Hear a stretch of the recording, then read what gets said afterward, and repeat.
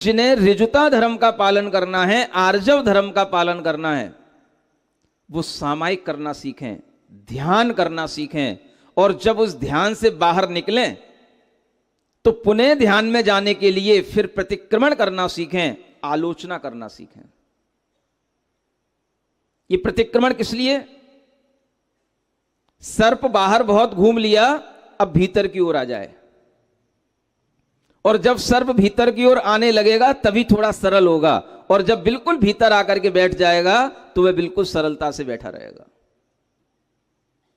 प्रतिक्रमण करना, आलोचना करना, आत्मनिंदा करना, ये अपने को ऋजु बनाने के उपाय हैं।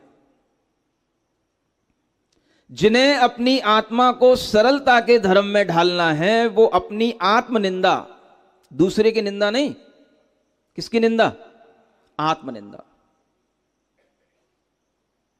वह आत्मनिंदा करते हुए भी अगर आपको लगने लग जाए कि इस आत्मनिंदा में ऐसे हमारे लिए कृत्य हो चुके हैं जो करने योग्य नहीं थे, तो इनका प्रायश्चित किससे लें, इनकी आलोचना किसके समक्ष करें, तो वह आलोचना करने के लिए भी आपका जब मन बन जाए तो उसके लिए आचार्य कहते हैं गुरु के समक्ष अपनी आलोचना करके अपने मन को शुद्ध बना लेना चाहिए।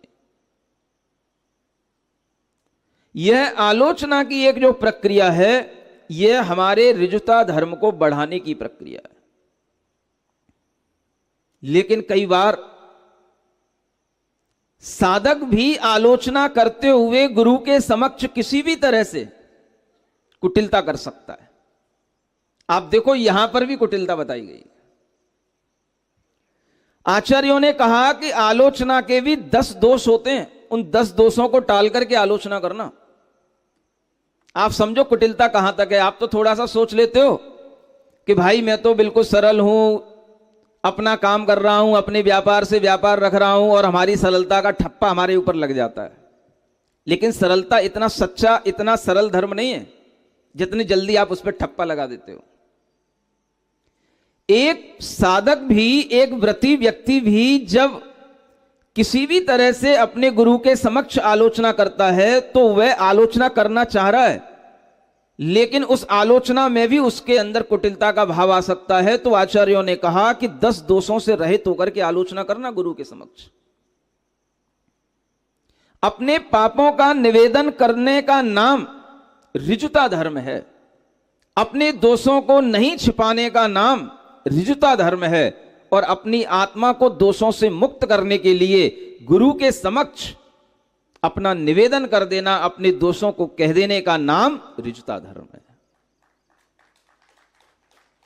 इसलिए आचार्य कहते हैं कि जो ऋजु बनना चाहता है आत्मा से, भीतर से, तो वो अपने दोषों को देखे, छुपाए नहीं।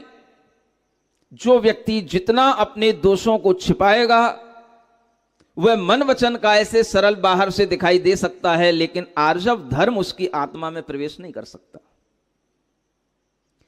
आर्जव धर्म की प्राप्ति करने के लिए अपने मन के दोषों को, जो हमारे ही कर्म के उदय से हमारे उपयोग में आते हैं, उन्हें समझ करके गुरु से निवेदन करना,